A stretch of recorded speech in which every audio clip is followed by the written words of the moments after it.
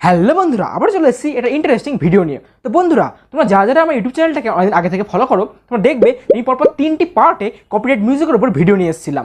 সেই ভিডিওগুলির কমেন্ট সেকশনেই তোমাদের মধ্যে অনেকেই কমেন্ট করেছো যে তোমরা কীভাবে অন্য ক্রিয়েটারের ভিডিওগুলোকে তোমাদের ভিডিওর মধ্যে ইউজ করে তা ফেসবুক হোক বা ইউটিউবে তোমার চ্যানেলটাকে মনিটাইজ করতে পারবে। তো চলো বন্ধুরা, আজকে ভিডিও ডিটেলে আমরা এই নিয়ে আলোচনা করবো যে তোমরা কীভাবে অন্য ক্রিয়েটারের ভিডিওগুলো তোমাদের ইউটিউব চ্যানেল বা তোমাদের ফেসবুক পেজে ইউজ করতে পারবে বিনা কপিরাইটেই। তো চলো বন্ধুরা, আমি কৌশিক, তোমরা দেখছো কিউনিক। আজকের ভিডিওটা শুরু করা যাক। বন্ধুরা, আজকের এই সম্পূর্ণ ভিডিওটাই আমরা এটার উপর জোর দেবো না যে তোমরা কোথা থেকে এই সমস্ত ক্রিয়েটারের ভিডিওগুলোকে ডাউনলোড করতে পারবে, বরং আমরা এটার উপর জোর দেবো যে তোমরা এই সমস্ত ভিডিওগুলোকে ডাউনলোড করার পর কীভাবে তোমাদের ভিডিওর মধ্যে ইউজ করলে তাতে তোমরা কপিরাইট পাবে না। দেখো বন্ধুরা, ইউটিউবের সাধারণ গাইডলাইন অনুযায়ী তোমাদের অন্য কোনো ক্রিয়েটারের ভিডিও বা কোনো নিউজ চ্যানেলের ক্লিপস ডাউনলোড কিংবা স্ক্রিন রেকর্ডিং করেও তোমাদের ভিডিওর মধ্যে যদি ইউজ করো, সেক্ষেত্রে তোমাদের ভিডিওর মধ্যে তা ফেসবুকে হোক বা ইউটিউবে কপিরাইট আসতেই পারে। তবে বন্ধুরা, এই সমস্ত ভিডিওগুলোকে নিজের ভিডিওর মধ্যে ইউজ করার জন্য ছোট্ট একটা ট্রিক্স রয়েছে। এই ট্রিক্সটাকে ব্যবহার করে তোমরা যদি তোমাদের ভিডিওর মধ্যে অন্য ক্রিয়েটারের ভিডিওগুলোকে ব্যবহার করো, সেক্ষেত্রে চ্যানেলে তো কপিরাইট আসবেই না, এমনকি চ্যানেলটা গ্রো হবে রকেটের গতিতে।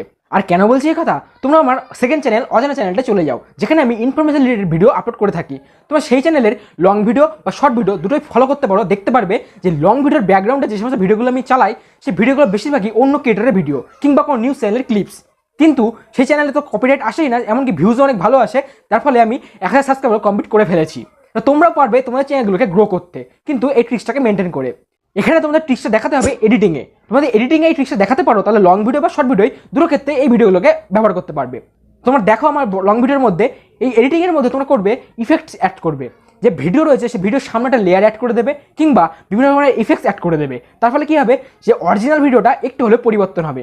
ইউটিউবের গাইডলাইন অনুযায়ী ইউটিউবে অন্য কোনো ভিডিও, অন্য কোনো ক্রিয়েটারের ভিডিও একদম হুবহু কপি টু পেস্ট করা যায় না, কিন্তু তোমরা তোমাদের মতো করে কাস্টমাইজ করে নাও। ভিডিওর মধ্যে ইফেক্টস অ্যাড করো, স্টিকার অ্যাড করো বা বিভিন্ন ধরনের লেয়ার অ্যাড করো বা ফিল্টার অ্যাড করো, সেক্ষেত্রে ওই অরিজিনাল ভিডিওটা অরিজিনাল থাকছে না, একটু হলেও পরিবর্তন হচ্ছে।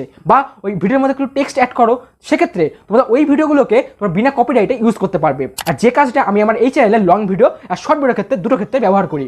তোমরা দেখবে শর্ট ভিডিওর ক্ষেত্রে আমি বিভিন্ন ইফেক্টস অ্যাড করি বা বিভিন্ন ধরনের যে টেক্সটগুলো অ্যাড করে দিই, আর লং ভিডিওর ক্ষেত্রে ইফেক্টস অ্যাড করি। তো দেখতে পাচ্ছ এরকম টাইপের ইফেক্টসগুলো আমি অ্যাড করি। আমার ব্যাকগ্রাউন্ডে তুমি দেখতে পাচ্ছ এরকম টাইপের ইফেক্টসগুলো অ্যাড করি। ব্যাকগ্রাউন্ডে যে ভিডিও দেখতে পাচ্ছ সেটা অন্য লোকেরই ভিডিও, কিন্তু এই ভিডিওর মধ্যে কোনো কপিরাইট আসেনি। এখনও পর্যন্ত এই ভিডিওর মধ্যে কোনো কপিরাইট আসেনি, কারণ আমি এই ভিডিওর মধ্যে ইফেক্টস অ্যাড করে দিয়েছি। অরিজিনাল ভিডিওটা অরিজিনাল নেই। তোমরা এইভাবেই তোমরা এডিটিং ট্রিক্সটা খাটিয়ে তোমরা অন্যের ভিডিওগুলোকে অরিজিনাল ভাবটাকে কাটাতে হবে। ভিডিও যতই অন্য ক্রিয়েটারের হোক, তোমাদের নিজস্ব ক্রিয়েটিভিটি এডিটিংয়ের মাধ্যমে সেই ভিডিওর মধ্যে ফুটিয়ে তুলতে হবে, যাতে ভিডিওটা অরিজিনাল না লাগে।